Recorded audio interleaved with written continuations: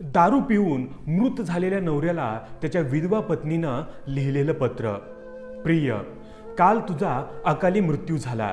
आयुष्यात स्थिर स्थावर होऊन आनंद उपभोगण्याचे, मुलांबरोबर फिरण्याचे, खेळण्याचे, बायकोबरोबर गप्पा गोष्टी थट्टा मस्करी करण्याचे तुझे वय, परंतु त्या सुखाला तू कायमचा मुकलास। मात्र तुझ्या मृत्यूमुळे या आनंदाला तुझी मुलं देखील पोरकी झाली, तुझी बायकोही मुकली या सुखाला आणि पती सुखालाही। काय कारण होतं या सगळ्यांचं? तू खोट्या आनंदात रममान झाला होतास, त्यामुळे खऱ्या आनंदाला तू मुकतोस याचे तुला भानच राहिले नव्हते।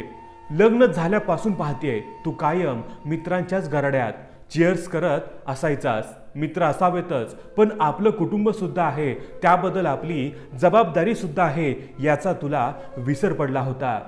शिवाय रोज रात्री बाटली घेऊन घरी बसणे होतेच, त्यामुळे आपल्या मुलांवर काय परिणाम होतो याची तू चिंताच करत नव्हतास।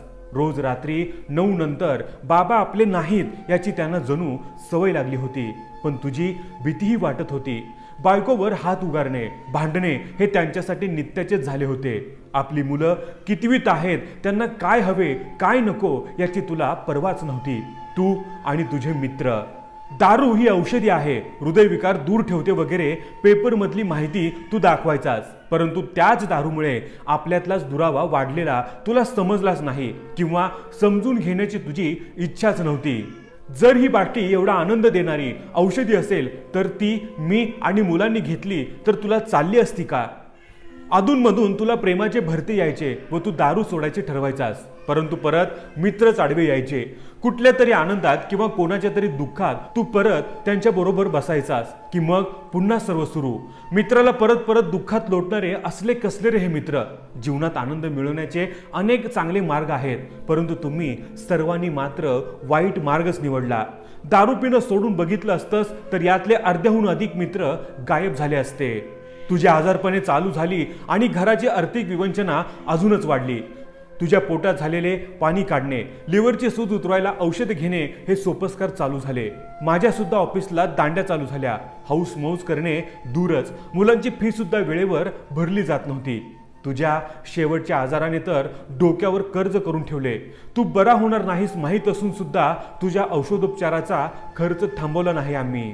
सरकारला सुद्धा दारूबंदी नको आहे, कारण त्यांचे फक्त मिळणाऱ्या महसुलाकडेच लक्ष आहे, पण माणसाची काम करण्याची ताकद कमी होणे, आजारपण वाढणे यामुळे होणारे नुकसान सरकारला दिसत नाहीत का? शिवाय नवरा, मुलगा, वडील गमावणे याची किंमत पैशात कशी मोजणार आहे हे सरकार? आता तुझ्या आई वडिलांची सेवा, मुलांचे शिक्षण व संस्कार हे सर्व माझी एकटीची जबाबदारी झाली आहे, ती मी पार पाडीनच। पण महत्त्वाचे म्हणजे माझ्या मुलांना या एकच प्यालापासून दूर ठेवणे माझ्या दृष्टीने फार महत्त्वाचे आहे। पुढच्या जन्मात मला तूच नवरा म्हणून हवा आहेस, परंतु तुझ्या हातात ग्लास नसेल तरच। तुझीच प्रिय अर्धांगिनी। मित्रांनो, विचार करण्यासारखीच गोष्ट आहे। खरंच दारू वाईटच असते, मग ती कितीही महाग असू द्या। एन्जॉय करा, पण आपलंच आयुष्य बर्बाद करून नाही। आपलं तर होतच, पण सोबत आपल्या फॅमिलीचं पण आयुष्य आपण बर्बाद करतो। मित्रांनो, या व्हिडिओबद्दल तुमचं मत काय हे आम्हाला कमेंट करून जरूर कळवा।